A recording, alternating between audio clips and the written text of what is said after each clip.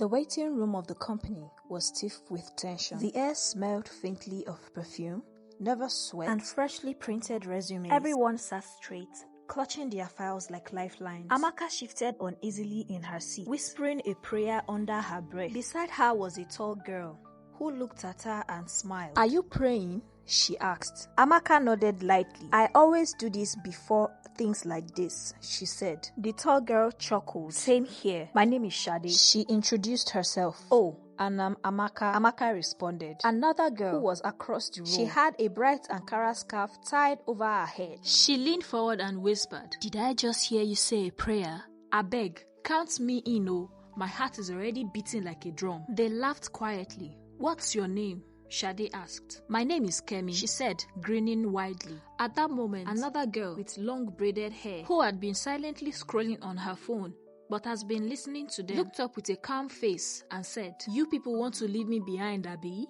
She put her phone in her bag and said, "I pray too, I beg." Amaka laughed. "Then you join us now. What's your name?" "My name is Tolani." And just like that, the ice broke. After the interview, none of them knew who would be picked, but they all stayed behind, eating meat pies and drinking coke at a small kiosk down the road. "You people are even making me forget that I came for an interview, Seth," Kemi said, struggling to swallow a meat pie. It's good now, because me, I don't even like stress at all," Tolani said, taking a sip from her coke. They burst out laughing. Even strangers would stop and stare at them. It seemed effortless, like they had known each other forever. Weeks after that, they were meeting more often for prayers, girls hangouts, even sleepovers. Then, one evening, in Shade's tiny apartment, over a bowl of hot, steamy jollof rice, an idea came to Kemi. You know what would really make sense? What? Everyone stopped to stare at her. If we just live together, rent an apartment together, save money, reduce stress, or more.